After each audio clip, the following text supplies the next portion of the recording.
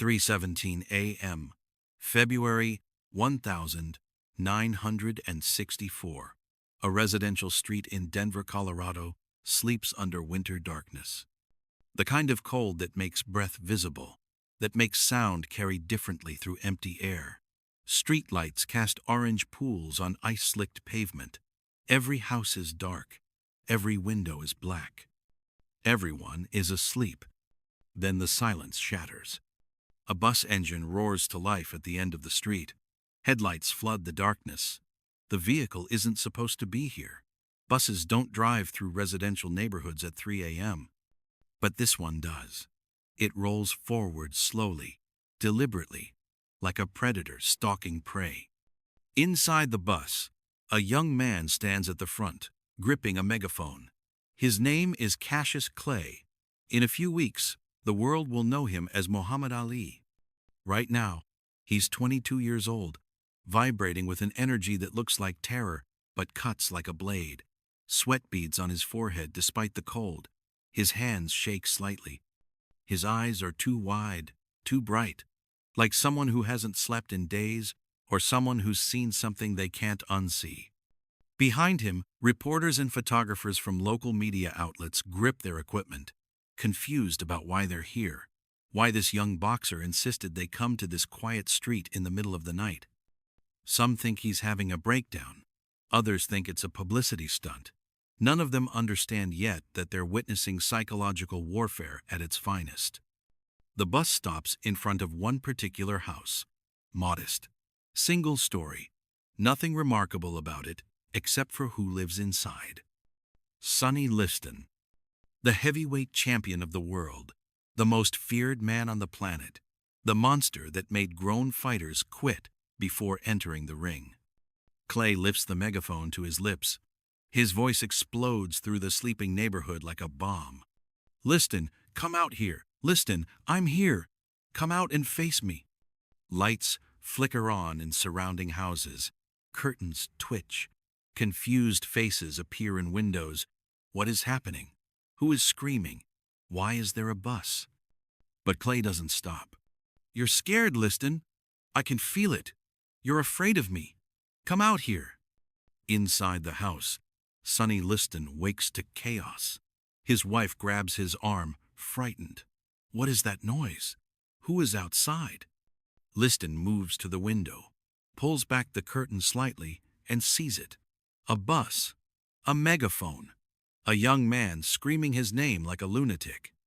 Cassius Clay. The kid who wouldn't shut up. The pretty boy from Louisville, who talked too much and danced too much and disrespected everything boxing stood for. The one fighter who should be terrified of Sonny Liston but instead acts like he's never heard fear in his life. And right now, standing on that bus at 3 a.m., screaming into a megaphone, Clay doesn't look confident. He looks insane.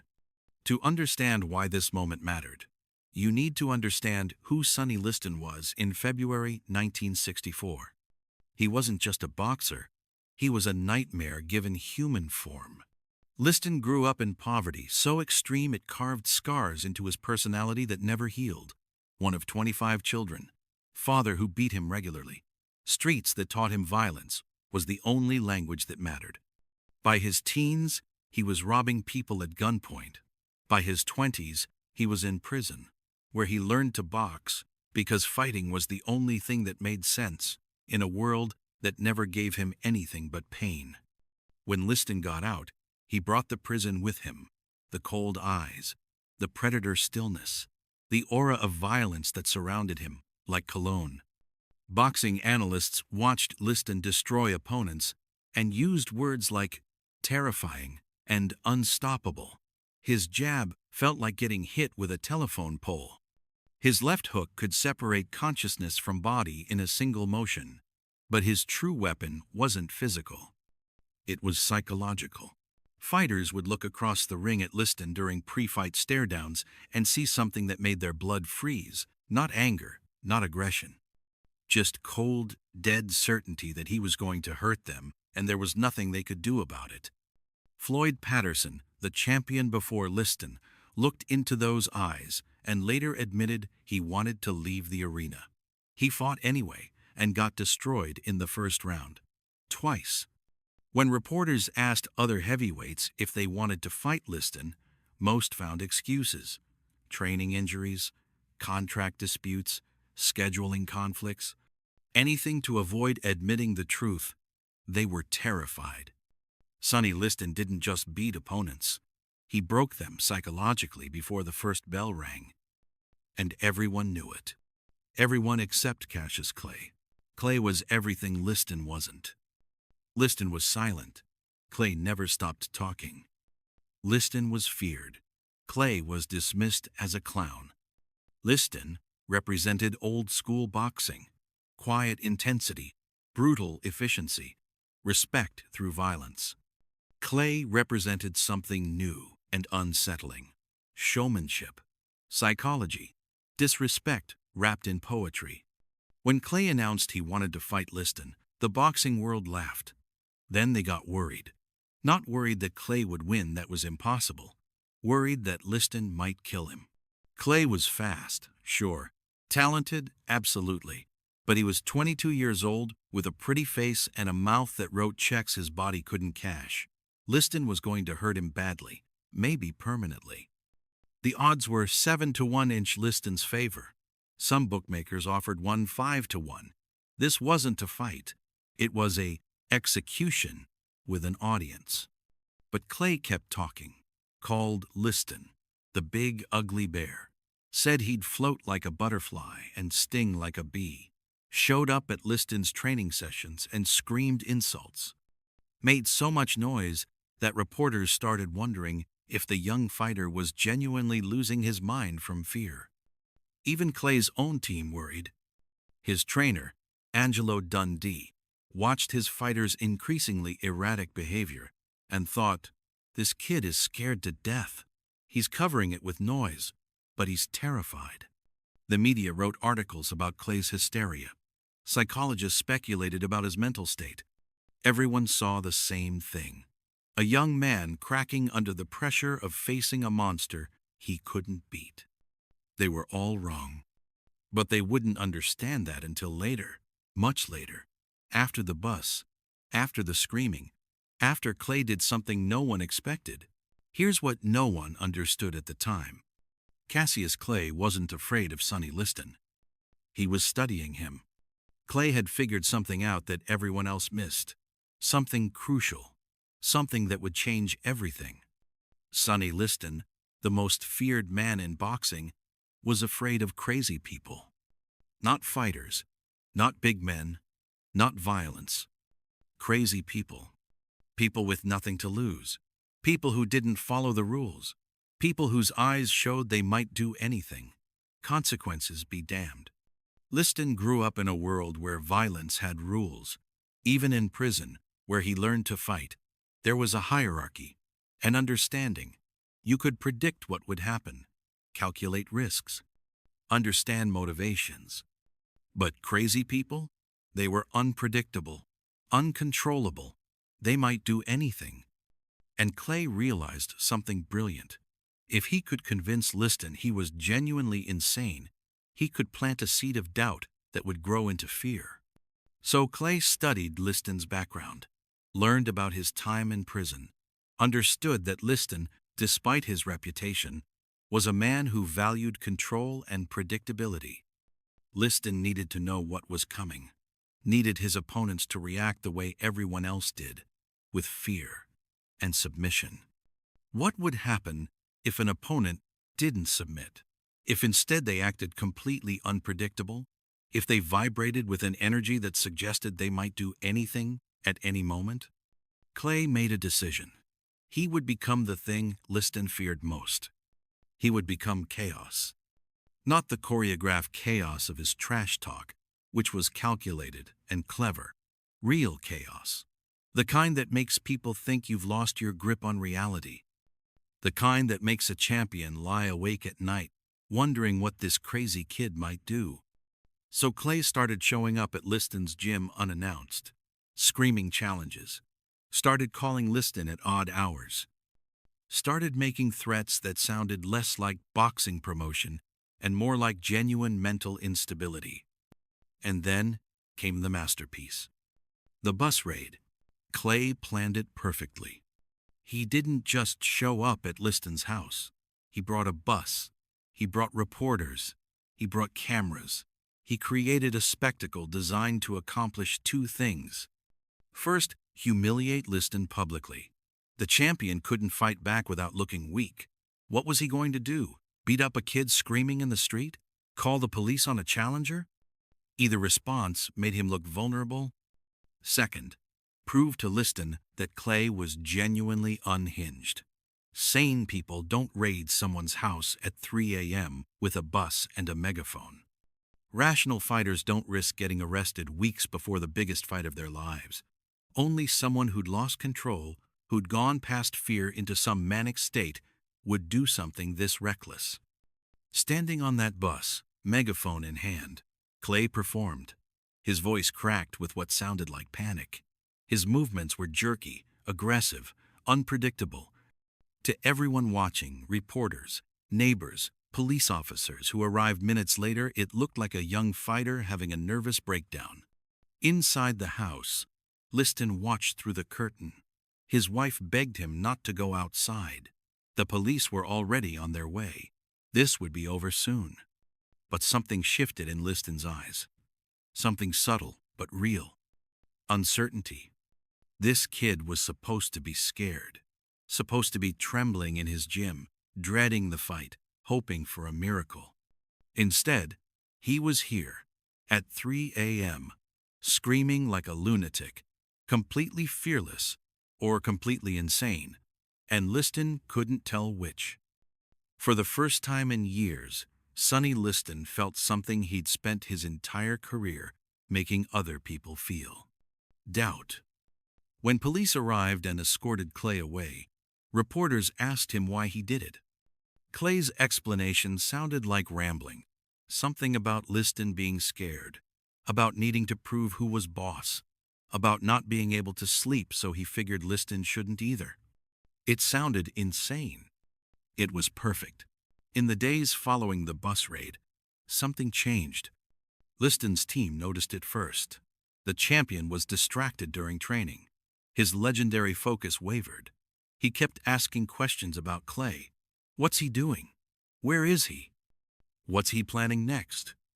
Liston's wife later said he started sleeping poorly, would wake up at odd hours, move to the window, look outside like he expected that bus to return. The media still thought Clay was having a breakdown. Articles appeared with titles like Cassius cracking and Fear makes fighter frantic. Boxing analysts shook their heads sadly. This kid had talent, but the pressure of facing Liston had broken him. Clay kept performing, showed up at the weigh-in before the fight acting completely unhinged, screaming, pulse racing at dangerous levels, eyes wild. His blood pressure so high that the boxing commission almost canceled the fight for medical reasons. Liston watched this performance from across the room, watched Clay scream and thrash and act like someone who'd lost all control. And the doubt grew, because here's what Liston understood in that moment. If Clay was really this scared, this broken, he wouldn't show up. He'd find a way out, fake an injury, disappear, something. But Clay wasn't running, which meant either he was too crazy to know he should run, or he wasn't scared at all. Both options were terrifying to a man like Liston. The 25th of February 1964, Miami Beach Convention Hall. The fight everyone predicted would be a massacre. Clay entered the ring dancing, jabbing at the air, talking nonstop. Liston entered slowly, cold eyes fixed on his opponent, face showing nothing. But people who knew Liston noticed something different, a tightness around his eyes, a slight tension in his shoulders. The absolute certainty that usually radiated from him was slightly muted. The bell rang. Clay didn't back up, didn't circle cautiously like every other Liston opponent. Instead, he came forward, hands low, moving in ways that didn't make sense, throwing punches from angles that violated traditional boxing wisdom. Liston tried to corner him, tried to use his jab to set up the left hook that had destroyed Floyd Patterson. But Clay wouldn't cooperate, wouldn't stand still, wouldn't follow the script. Round after round, Clay moved, talked, taunted, made Liston chase him, made the champion work harder than he'd worked in years, made him confused about what was coming next. By round 6, Liston sat on his stool between rounds, exhausted, frustrated, hurt. His corner waited for him to stand up for round 7. He didn't. Liston quit, said his shoulder was injured, refused to continue. The most feared man in boxing simply gave up. Years later, people still debate what really happened. Was his shoulder genuinely hurt? Maybe. But Liston had fought through injuries before, had pushed through pain that would stop other men. This was different. This was a man who realized, in the middle of a fight, that he'd been psychologically beaten before he ever entered the ring. That all his power, all his fear-inducing reputation, meant nothing against someone who either didn't feel fear or hid it so completely behind chaos that you couldn't find it to exploit. After the fight, after Clay became champion and eventually Muhammad Ali, after he'd proven himself one of the greatest fighters in history, people started understanding what really happened. The bus raid wasn't a breakdown. The weigh-in hysteria wasn't real panic. The constant talking, the wild eyes, the unpredictable behavior, all of it was calculated. Ali later explained his strategy. Liston was a bully. Bullies need you to be scared. If you're not scared, if you're crazy, bullies don't know what to do. So I made him think I was crazy. Made him think he was fighting someone who might do anything. It was psychological warfare at its most sophisticated. Ali studied his opponent's background, identified his psychological weakness, and exploited it perfectly. He didn't just beat Liston with speed or skill or youth. He beat him by becoming unpredictable, by presenting himself as chaos when Liston needed order. The bus raid was the culmination of this strategy. It was Ali saying without words, "I'm not like other fighters. I don't follow the rules. I might do anything, and you can't prepare for that." That night in February 1964 changed boxing forever. It proved that psychology could be as important as physical skill, that understanding your opponent's mind could be as valuable as studying their fighting style. Ali would use variations of this strategy throughout his career.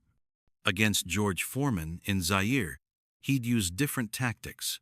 The rope, a dope, but the principle remained.